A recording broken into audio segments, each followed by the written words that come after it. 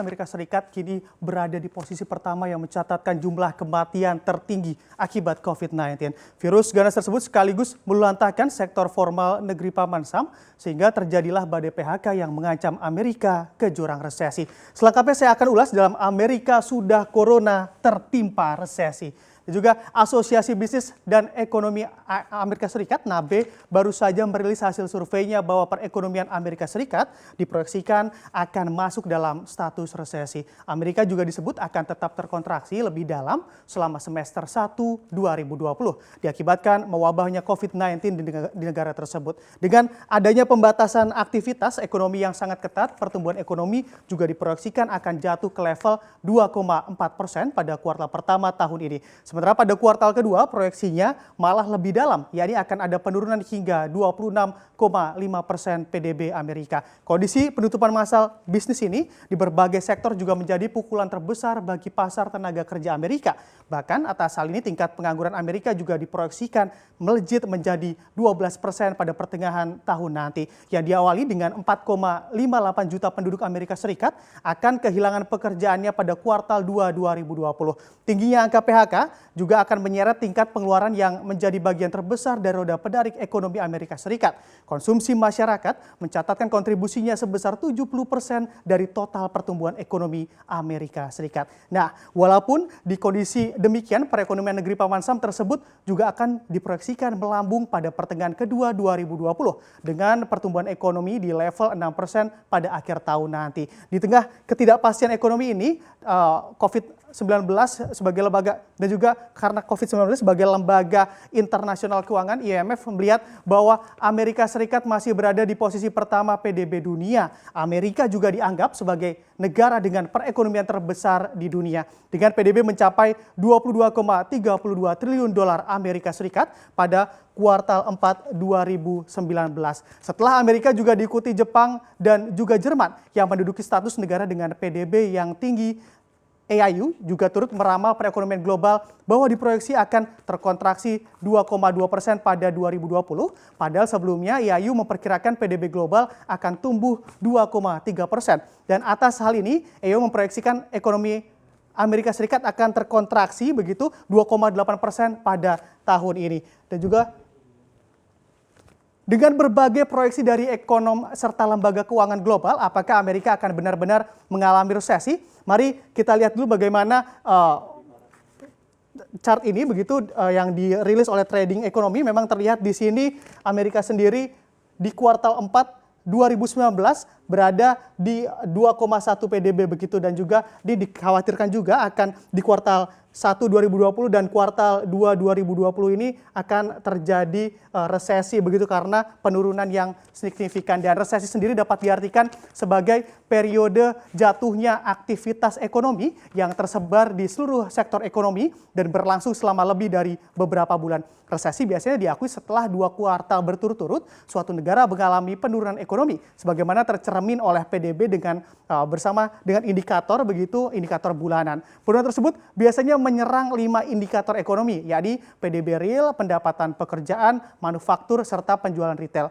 Lalu memang Amerika saat ini mengutip data dari Trading Economics ini memang dilihat pertumbuhannya stagnan begitu dilihat dari kuartal 4 memang hanya 2,1 dari PDB ini dan juga hal ini juga ditegaskan oleh tim Morgan Stanley yang memperkirakan PDB akan turun 2,4% pada kuartal pertama tahun ini tetapi akan pulih pada kuartal ketiga di 2020.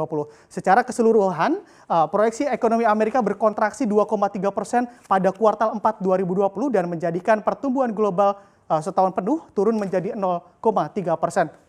Dan juga di sisi lain, JP Morgan juga mengatakan bahwa PDB Amerika akan menyusut 14% pada periode April hingga Juni. Dan Goldman Sachs Group melihat penurunan 24% atas hal ini, seraya Bloomberg Economics juga memprediksi akan terjadi penurunan 9% terhadap PDB Amerika Serikat. Dan juga tim riset CNBC Indonesia juga mencoba memaparkan tanda-tanda yang muncul sebagai pertanda Amerika akan masuk ke jurang resesi. Yang pertama adalah indikator dari S&P 500. S&P 500 ini dapat diartikan sebagai indeks pasar saham yang mengukur kinerja saham 500 perusahaan besar yang terdaftar di bursa saham Amerika Serikat. S&P 500 ini menjadi salah satu indeks ekuitas yang paling umum diikuti dan banyak menganggapnya sebagai salah satu representasi terbaik dari pasar saham Amerika Serikat. Dan juga bila kita melihat grafiknya di sini terlihat S&P 500 juga turun begitu trennya di Maret akhir dan juga hingga April ini juga masih terlihat kenaikannya pun tidak signifikan. Bila melihat data indeks S&P 500 juga sudah anjlok 13,65%. Dan juga walau sudah berusaha menguat, tetap saja dalam waktu kurang dari 3 bulan begitu S&P 500 juga anjlok secara signifikan. Dan indikator ini juga dapat diartikan sebagai tanda bahwa ekonomi Amerika Serikat dalam keterpurukan. Yang kedua yakni datang dari inversi kurva imbal hasil surat utang pemerintah Amerika Serikat tenor panjang dan juga tenor pendek. Dalam hal ini seharusnya obligasi pemerintah bertenor panjang memiliki imbal hasil yang lebih tinggi. Namun nyatanya adanya kecemasan dalam jangka pendek membuat surat utang pemerintah bertenor pendek mengalami tekanan jual yang masif sehingga imbal hasilnya naik secara signifikan.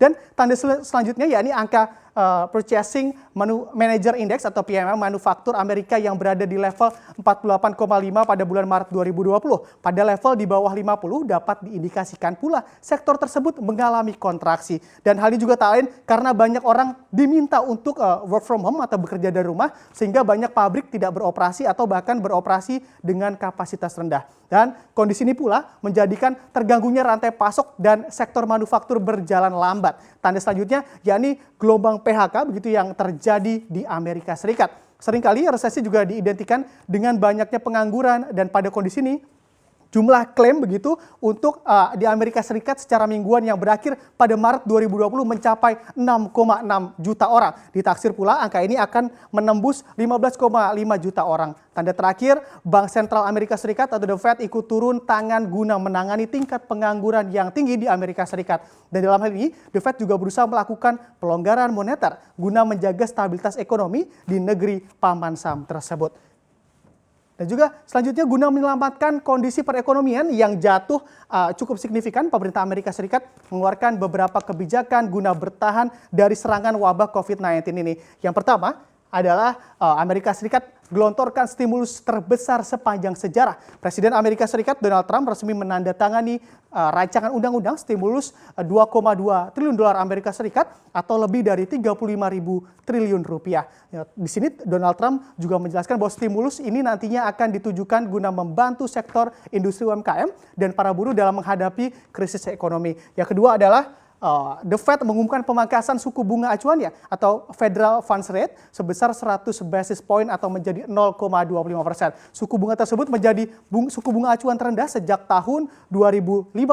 Dan yang terakhir The Fed juga mengaktifkan kembali program pembelian aset kuantitatif easing senilai 700 miliar dolar Amerika Serikat. Dan juga dengan segala jurus jitu tersebut, melalui serangkaian kebijakan, Amerika Serikat juga berusaha pulih dengan cepat begitu dari keterpurukan ekonomi yang hinggap atas serangan COVID-19.